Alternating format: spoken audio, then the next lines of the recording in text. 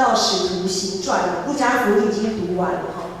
对，那个你看刚刚经文那边，《使徒行传》一开始我们其实从福音书到《使徒行传》，路加福音跟使徒行传其实好像是一本书的上下集这样子，都是同一个作者写的。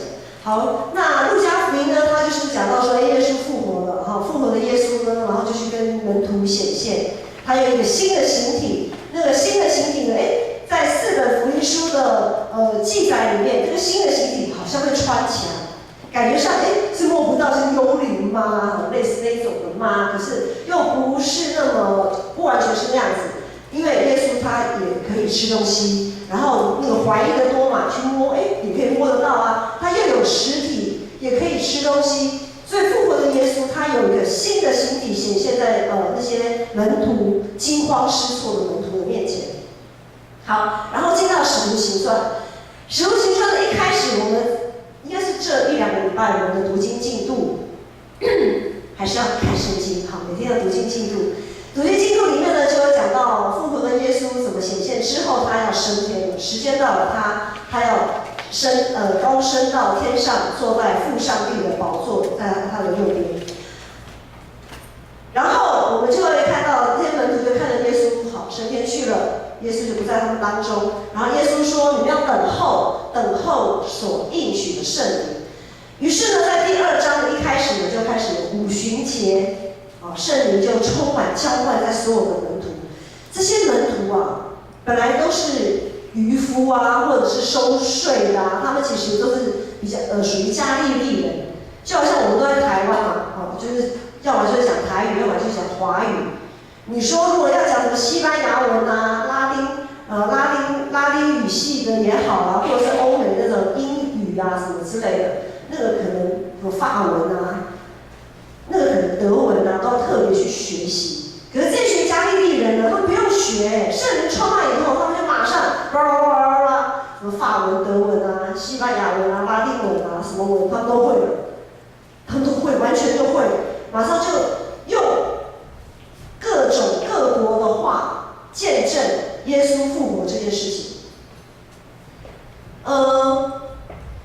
按照我们现在来想象，就好像我们台湾有几个民族啊，那个原住民族有几族？那个才读社会的，有没有社会比较厉害的这些学生们？原住民族，我们台湾有几族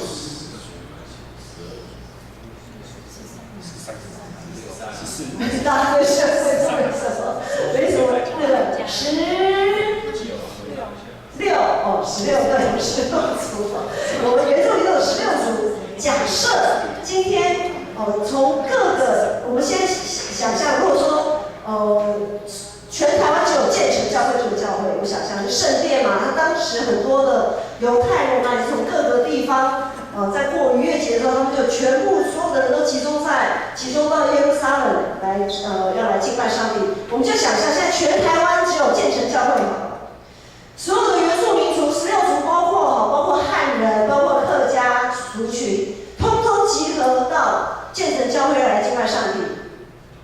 我们本来只是一群会讲华语的人，突然圣灵充满在建成教会，然后呢，突然于涵就会讲客家语啊，然后季侯就开始会讲阿美族语啊，佑书就开始会讲鲁凯族啊，然后定兴就开始会讲还有什么赛德克语啊，哇，就开始大家都变成语文高手，就开始讲。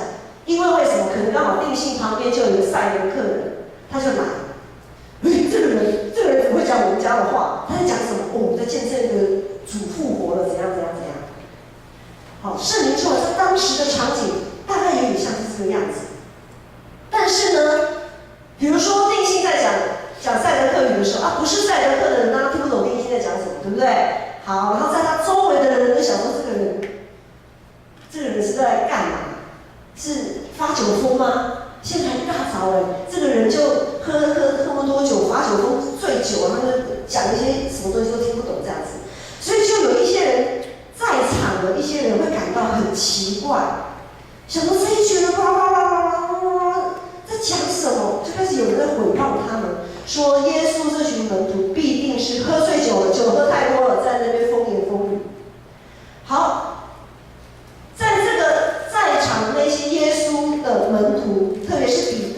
彼得他得着圣灵的能力，整个人焕然一新啊！我现在终于知道为什么体育一直在指那个冷气，因为我发现冷气对着吹真的是不太舒服这样。好，这个彼得呢得到圣灵的能力，整个人焕然一新，他不再是那个胆怯害怕3次不认主的门徒。当众人对这一群门徒指责他们、怀疑他们、诋毁他们是喝酒醉吧，在那边风言风语的时候，哇，彼得这个时候放胆讲道，他就站起来指责这一些诋毁他们的人，说不是这样子的。然后呢，在第2章我们会看到从14到36节，14节到36节是彼得的一长篇的讲论。彼得乃是渔夫渔夫哪会对于那种渔夫其实没有什么学问，更不要说一些什么在演讲的技巧啊什么没有。圣灵充满了彼得，放胆的讲论，放胆的讲道。然后呢，讲到最后结论来说，就是36节这里。36节，彼得说：“以色列全家当确实的知道，你们钉死在十字架上这位耶稣，上帝已经立他为主，为基督了。”重点就是你们这一群犹太人啊，因为都是敬虔的犹太人嘛，来耶路撒冷过节。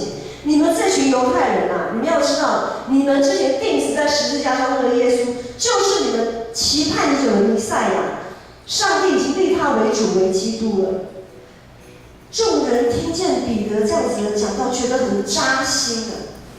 他们觉得很扎心，他们为他们过去的无知感到扎心，他们感到害怕，也困扰。哇！我们期待那么久的弥赛亚，我们竟然亲手，虽然不是人，不是他们杀的，但是呢，当他们默默的看着耶稣被送上被刑罚、被鞭打、被审问，他们站在旁边默默的看着这件事情的发生。然后有些人呢，可能在想说，耶稣遭受这样子的一个苦难，这样子的一个事情，可能他真的是有做错事吧？不然，对不对？一个巴掌拍不响嘛，怎么可能会平白无故受这种罪呢？一定是他真的发生了什么事。或者有些人呢，都在想什么呢？有些人可能他们本来是跟随耶稣的，可是因为耶稣被捕，就好像那些四散的门徒，当耶稣被捕以后，他们想，哎呀，糟了，我好像跟错人了，真的是很丢脸，我怎么会跟这种人呢？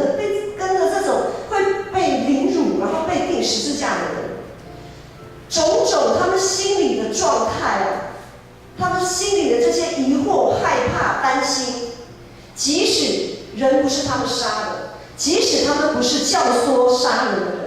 即使他们不是参与在这件事情的人，他们也是一无共犯。他们也是一无共犯。当我们在每天读经灵修，然后有参加团契聚会，甚至于参加主日讲道啊，还有网络上的一些，现在网络很方便嘛，都有一些特会啊，很多这些牧师讲道啊等等之类的。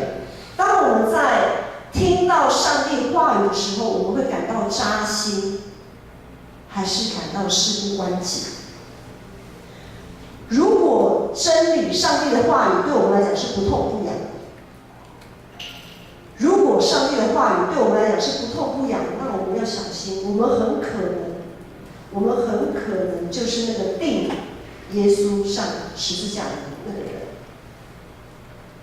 我们可能就像初代教会那个时候那些围观。默默在旁边看着这一切事发生的那些人，怎么说呢？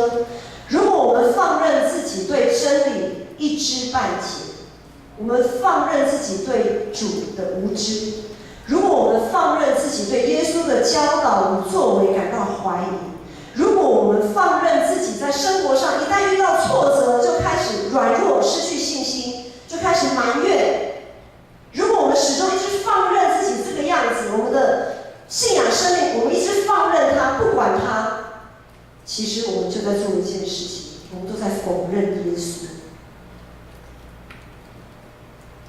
当我们在否认耶稣的时候，就是把耶稣再一次的钉在十字架上。这一群无无知胆怯的群众因着彼得的讲道，重新得到一个活泼、愿意被调整、愿意被改变的生命。所以他们劈头就问说：“那我们应该怎么做呢？我们该怎么办呢？”在37节，众人就说：“弟兄们，那我们当怎样行呢？我们该做些什么？”悔改不只是心里面觉得扎心而已，要付诸行动，要付诸行动。所以当彼得看见这些人对真理开始有回应的时候，彼得就说：“你们个人要悔改，而且要奉耶稣基督的名来受洗。”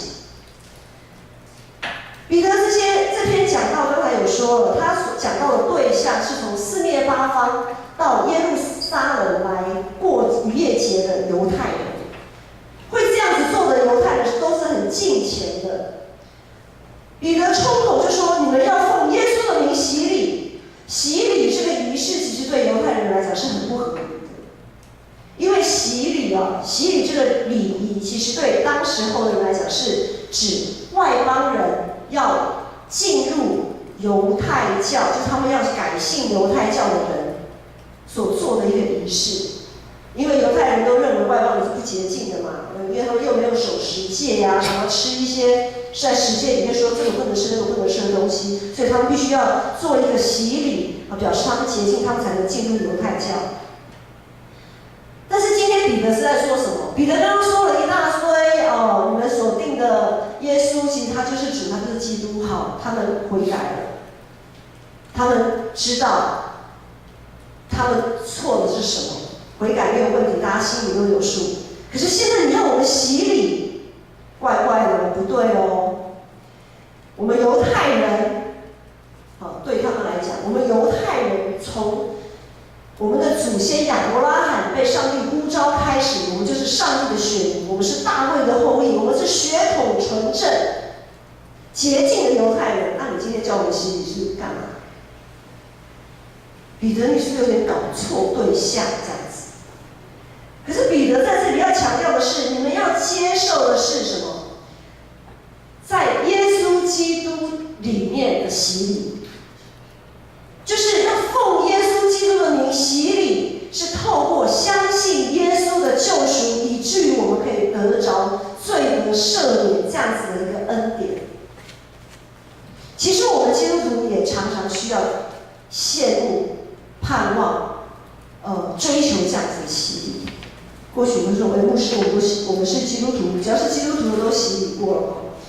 牧师，我们洗礼过啦，那为什么还要再洗礼？这个洗礼呢，就是指的是圣灵的洗。什么是圣灵的洗？我们要常常切慕圣灵的洗。圣灵的洗，它不是一种好像我们在讲说灵恩教会那种那种，好像在讲方言啊，很热情、很热切的那样子，不是的。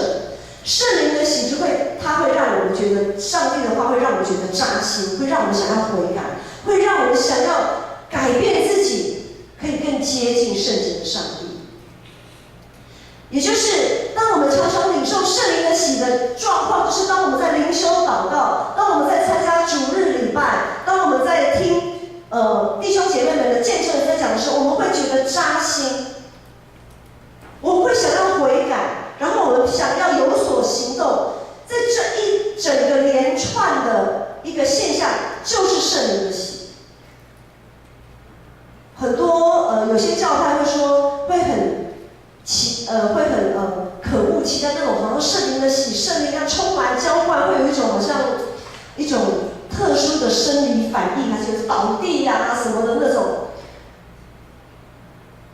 没有错，那也是圣灵充满的一个现象。但是圣灵充满的一般现象，就好像五旬节的这个现象，就是使徒行传第2章所记载的五旬节，圣灵充满，让所有的使徒都会说各国不同的语言。这个现象是特殊现象。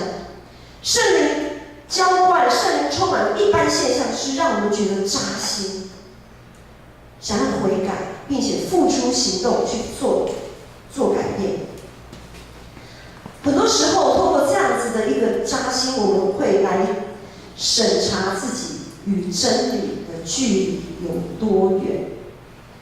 前阵子公视有一部戏剧叫做《我们与恶的距离》，如果还没有看的人可以去看，因为现在都已经完结篇了嘛，上网络上都有可以下载来看。我们与恶的距离，从信仰的角度来看，我们要经常在上帝的话语里面去省察自己与恶的距离。其实恶跟我们常常交织在一起，只是我们不知道，我们没有发现。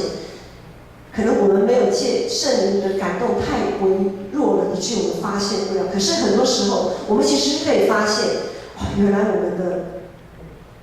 我们是这么的深陷在罪恶里面。我们要在不断与罪恶交织的生活当中，觉察自己与真理的距离啊。当我们觉察到我们与恶的距离的时候，我们要觉察我们自己跟真理的距离，是不是可以？那个与恶越来越远，然后与真理越来越近，觉得扎心，然后愿意悔改、调整生命，是圣灵的礼物，是我们拥抱复活生命的第一步。这是一个开始，不是结束。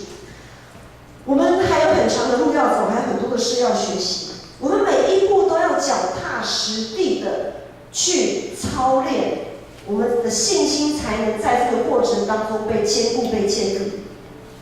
我们可以对这个歪曲邪恶的世代失望，但是我们不能对圣灵的大能失去盼望。只要我们常常在耶稣基督里，我们就会很喜乐的、充满盼望的拥抱了一次从死里复活的生命。教会，我们都说我们是世上的光，世上的盐。教会其实是应该。没有错，应该是这世代的光与盐，是世代的光带领着这个世代向前走。我们教会应该是走在世代的前面。可是呢，很可惜，我们往往反而被影响。我们很坚固的固守这世代的法则，我们受了这世界的价值观。我们的教会往往不是带领世代，反而是被世代影响。原本应该行公义、好怜悯、心存谦卑、与主同行的教会，却往往成了不公义的世代造就了不公义的教会。我们都知道这个世界非常的不公义，贫富不均就是一个不公义的一个现象。应该被富有的人，照理讲，他应该要去照顾不足、缺乏的人，可是他们没有，为富不仁。前一阵子，从去年牧师有几次都在教导奉献，许多人听见有关奉献的教导，觉得很扎心愿意用行动重新回应上帝。今天牧师要再挑战一个奉献的观念，这个观念其实那时候在青少期西药真理班的时候，我有跟这些孩子分享过。我说或许有一个机会，有什么样的一个机会，上帝会让牧师再一次来分享这个概念，就是现在，我再分享一次。奉献呢，其实不只是为了满足提供教会事工的需要。不只是事工，包括我们修缮等等，不只是这些。奉献其实不只是为了这些，更广义的来说，奉献就是实践公义、实践怜悯的一个行动。怎么说呢？我们先来确认好了。我们常说，之前牧师有教导说，我们要11奉献，11奉献，当然更好，我们可以跨越这个11，可以更自由的奉献。好，我们就以11来讲。好，我们会不会误以为1/10是上帝的，那9/10就是我们自己的喽？会不会有人这样子的误解？我很担心会有人这样子的误解。当我们一直在强调11奉献的时候，会不会有人误解那9/10就是我自己的？其实不是，因为天是上帝的座位，地是他的脚凳，天地万物及我们所领受的一些恩赐、才干、金钱、财富，都是从上帝的恩待，都是上帝赏赐来的。我想这个大家不否认吧？好，我们所拥有的一切，我们今天还有一口气可以享受，这一些都是上帝的赏赐，这大家不否认。好，那如果我们可以尽到我们基督徒奉献的本分，我们可以不消灭圣灵的感动，那么不止我们教会自己本身基本的需要够用，一定还会有剩余的部分。好，那剩余的部分做什么用呢？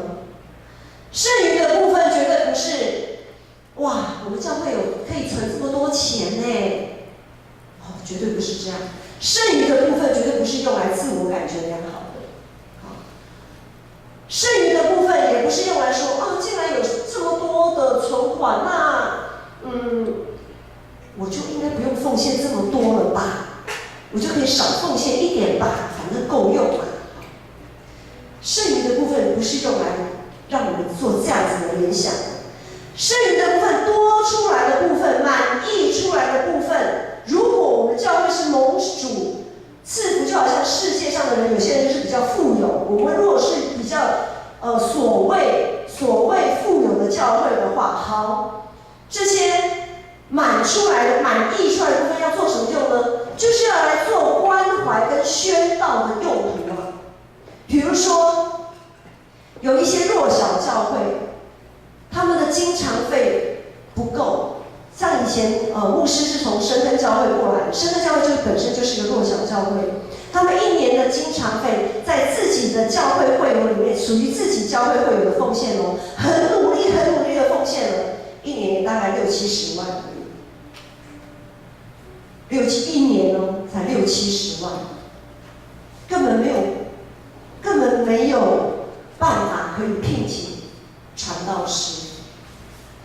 在全台湾有很多像这样子的教会，那怎么支持下去呢？就是靠这些富有满溢出来的教会来支持的。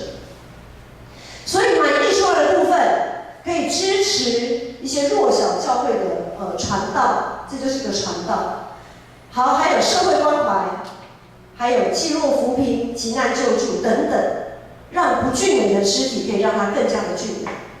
可是现况是这样，上个礼拜牧师去参加总会通常年会，就是我们台湾基督长老教会总共全台湾有1000多间，包括原住民1000多间的教会的代表，我们参加这个年会。在这个年会里面呢，我们发现许多弱小教会他们经常费的缺乏，导致请不请传道师嘛？那请不请传道师，请不请牧师，那怎么办呢？真理就没办法得到宣扬。真理没有宣扬，他们的生命怎么能改变呢？他们的生命就没有办法改变更新。许多教会只够自己够用，只顾自己的需要，完全忽视马其顿的呼声。许多教会忽略了社会责任，做光做盐只是挂在嘴巴上说说而已，却一根小指头都不愿意动。我们现在来思考一件事情，因为在开会整个年会的过程当中，有一些教会就在问说你们是怎么申请社会补助款的啊？因为我们教会有做社区关怀施工嘛，你们是怎么申请社会局的？因为不是每一个县市都像台北市这么有钱啊，有些地方根本就没有所谓的社会局可以补助。虽然政府有说推什么长照啊什么的，但是社会服务那个社会福利处的经费总是非常的缺乏。问题就来了，这是一个很严肃的信仰问题。如果社会局没有补助，如果以我们建成来讲，社会局如果没有补助我们就不做关怀施工了吗？我们会发现这有一个信仰的陷阱，就是这变成是个世代在引领我们教会。社会局有补助，我们教会才去做。有听懂牧师的意思了吗？如果社会局不补助，这个不公义的世代，以至于我们教会不去做，变成我们教会就成为一个不公义的教会。这是很严肃的信仰问题。邪恶的世代绑架，对不公义的现象一点都不感到扎心啊！就啊，社会局没补助嘛，我们就不做，刚好而已啊。很多时候我们不觉得扎心对于社会责任，我们也好像事不关己，没有什么兴趣，因为我们降服在这世代的法则，就是个人自扫门前雪，莫管他人网上霜。往往我们都是要等到看见才会相信。我们要看见我们的财务报表的数字是有余的，有盈余，有多的，我才会相信，哇，上帝真是丰富的上帝啊！上帝真的是体贴我们的软弱啦，所以让我们看到财务上面有余，用财务上面的余额来坚固我们的信心，用财务上面的余额，让我们有信心可以向着行公义、好怜悯、存谦卑的心这个方向来走。但是我们到底还要软弱多久？耶稣说：“我要忍受这个不信又悖逆的世代，我还要忍受你们多久？”耶稣还要忍受我们多久？我们还要否认耶稣多久？我们常常说：“主，你的恩典够我们用啊。”嘴巴上这样讲，心里好像不那么相信因为我们都是要看到有圣，我们才觉得主是丰富的。我们还要把耶稣钉在十字架上多少次？耶稣说：“没看见就相信是有福的。”很多福气我们都很想要，但是这样的福气我们好像不太想要。我们有选择性的，这个要，那个不要，这样。讲到这里，如果大家觉得扎心，感谢主，圣灵充满在这里，圣灵也浇灌在你的心里，这就是圣灵带给我们的改变跟感动。下主日我们要开放讲台，讲职会同意泰雅人中会原村教会的传道，要带着他们教会一些教会的会友来我们这边募款。募什么款呢？为了他们教会礼拜需要有一台直立式的钢琴。他们要的不多，不是像这种平台式的，也不是那种演奏型，他们就是叫一个很基本款那种直立式的钢琴。如果以我们以前牧师在深坑教会那样子的60-70万的经常费好了，一年的经常费是60-70万，然后一台直立式的钢琴大概8到10万。这台直立式的钢琴对于整个经常费全年度经常费比例是非常高的。他们真的买不起，他们原来那一台已经调音师说他已经没办法了，那个钢琴已经旧到要换了，所以他们没办法只好出来募款。但他们为什么老远要从台中来台北募款？为什么跑得老远？因为他是刚好是传道的同学，那这样说实在是很没有见证。怎么说呢？因为名不见经传的传道。通常没有什么教会愿意开放讲台让他们去募款，这就是不公义的时代造就了不公义的教会另外一个负面的见证。很多时候我们在吃着美味的大餐的时候，我们在享受旅游、享受休闲的同时，我们也应该，当然我们现在人压力很大，不是说不要玩，不要吃，不是这个意思。当我们享受这一些的时候，我们也应该同时要想到，有许多教会、许多肢体，他们正嗷嗷待哺啊。只要我们建成每一个人少一顿大餐，他们钢琴就有了。可能他们要更新的还不止钢琴，他们非常的客气说，我们只要一台钢琴。我们可以想象他们是可能很多东西都需要的。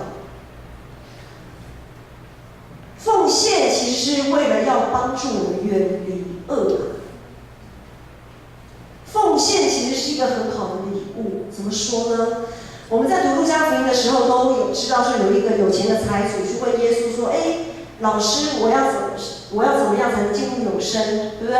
然后耶稣就回答说：“你要尽爱权的上帝，然后然后那个有些财主说，这些我都做啦，然后呢，耶稣说，那你还缺少一件，你把你的家产变卖了，去周济穷人，然后你来跟随我。然后那个有些财主怎么样？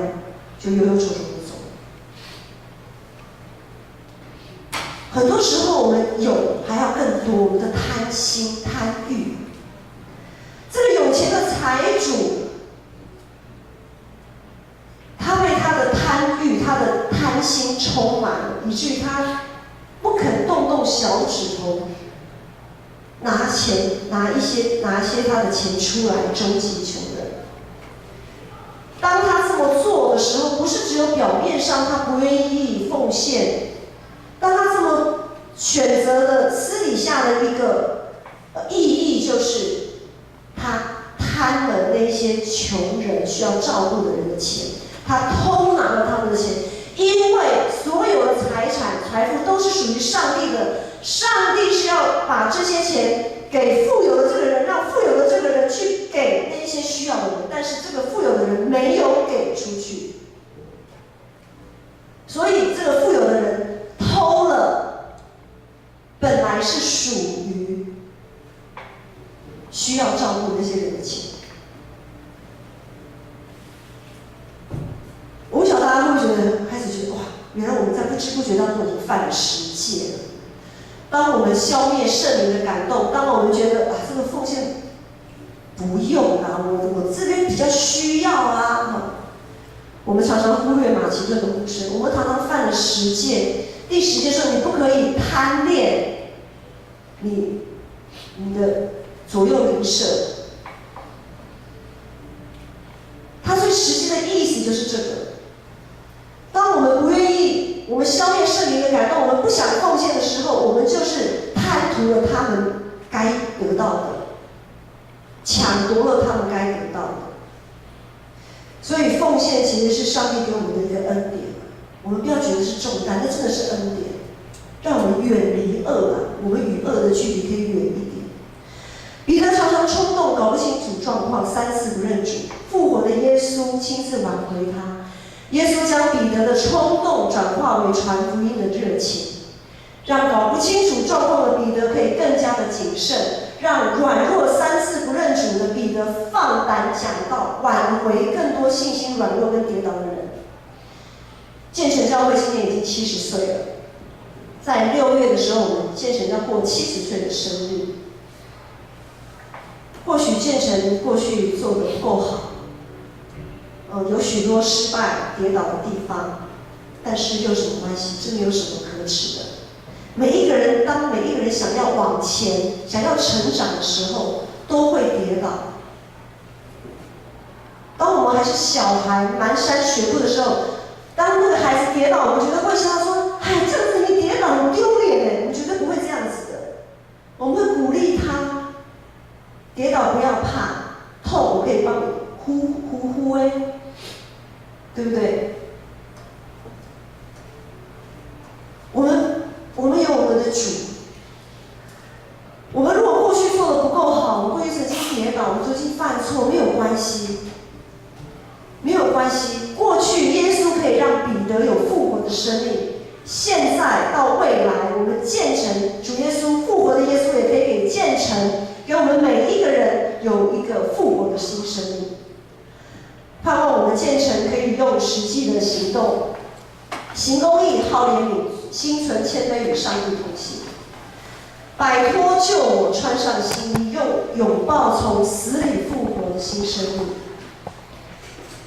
第40节，经文第4节说：“你们当救自己，脱离这弯曲的世代。”我们当救自己脱离弯曲的世代，我们要从自己做起，我们不要管别人怎么做，因为以后我们面对上帝的时候，是我们自己跟上帝面对面，我们不要管别人，我们就是自己心灵诚实的面对上帝，我们从自己做起，以耶稣基督的大使命为目标，成为宣教的教会，成为荣耀上帝的教会，可以支持更多的传道人在全台湾甚至于世界各地宣扬真理，支持更多不俊美的肢体，让他们可以以持续在台湾各个角落发光发热，让万民都起来见证我们的主耶稣。我们一起来唱这首诗歌，哈利路亚！